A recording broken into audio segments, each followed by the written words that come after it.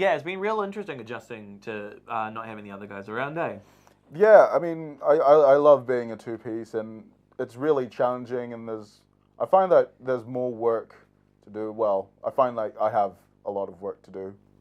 Yeah, well, I mean, it was real good that the early music was quite simple in its element because it's made it relatively easy to adjust and kind of play simpler drums one-handed, pulling a synth in the hand, like doing that other stuff.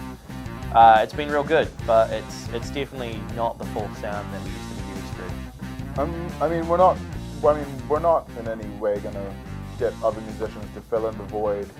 I mean, I think things are pretty swell at the moment. You know, the things are looking up, and yeah, we're also earning a lot more money than when we did before.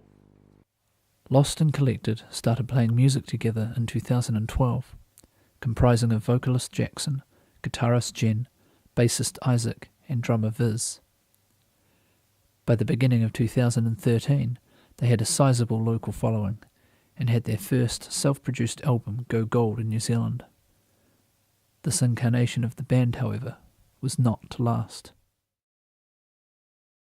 Viz, tell me, what was it like pulling the band back into being after the accident? Yeah, I don't often like to talk about this kind of thing. It's been made clear in most of the interviews, but since this one's for the documentary, I'll bite. I mean, dude, this guy's the luckiest son of a bitch I know. I mean, the rest of the band just shrugs off, and bam, he's just here. Yeah, so Yoon was the first guy we pulled in. He was our guitar technician for the first incarnation of the band. So he knew all the parts, he knew all the lines, and he was familiar with me and kind of what I expected from the sound. Johan kind of came in after that. He was our studio technician for the first album. And so it was really kind of great to be able to get him on board, considering he wasn't doing much except for occasional sessioning with his bass and doing some mastering work for his studio. So it was really good to be able to pull him in. And he was real tentative at first, but as soon as he found that Harper here was on board, he was all guns blazing. I was excited when they got me to be the guitar tech in the first place because, you know, I was a big fan of the band and I was coming out of a real rough period, but and you know, they just really picked me up and carried me along. I felt real good, and you know, it really broke my heart with what happened in the band, but for me to be able to, you know, step up and actually be a part of that, like, it's, you know, words can't even explain. I'm just stoked there. I mean, yeah, I mean, it's only natural that I'd be the one to fill in Jackson's role. I mean, I was the only local talent that was around and that could work in the presence of Viz. Yes, but even after giving the band a new breath of life, you haven't been without your share of controversy. The YouTube video didn't exactly give you a good name. No. Okay, can we not do this? Yeah. Oh, nothing was done wrong. Yeah, not our finest moment. I mean, I don't get why people got so worked up about it. I was just having some fun, even though I really can't remember much of that incident. But, you know, one jerk decides to film it and put it up on YouTube, so I look like such a bad guy. You know, what's that? It's a free country. I can do what I want, you know? That was not the only setback though, was it? It was not long afterwards that tragedy befell you once more. Yeah, Yoon, that's a sad story. Like, we were so sure that he'd kicked his habit, that's why we'd enabled him to join the band.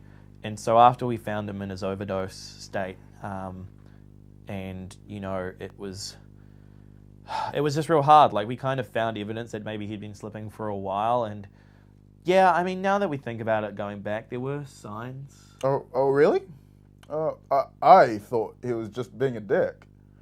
I mean, the dude had a short temper, and yeah, he had a short temper, and it was really fun to wind him up. I mean, I called him June, and he absolutely hated that. I mean, I don't know how he lasted in the band as long as he did. And then things went from bad to worse. Am I right? That's a way of saying it. Yeah, it was pretty gnarly. I still think the pyro was on point that night, especially when you take it to those extremes. I mean, sure, it can be risky, but in the music business, people die all the time. I mean, like, how many band members have you been through? Lost and Collected certainly lives up to its name. 3 of the 4 original members were killed when their tour van lost control, rolled, flipped into a tree, and exploded. The exact cause of the accident has never been established. After reforming the band with new members, Yoon was found dead from a drug overdose. Next, Johan was instantly incinerated by an overpowered stage pyro. Sheer bad luck, coincidence, or perhaps something more sinister. Vis's fans adore him and his lucky survival, while some suggest that there may have been even more band members that never made it to the stage before mysteriously disappearing. That brings me to something I wanted to ask you. Many fans are in awe of you and your apparent good luck. Some terrible things have happened to your bandmates while you seem almost untouchable.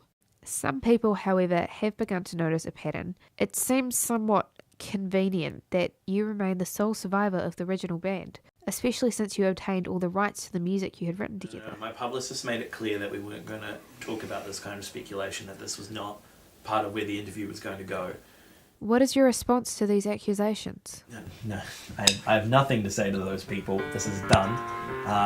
Look, sorry. What do you have to say to those people?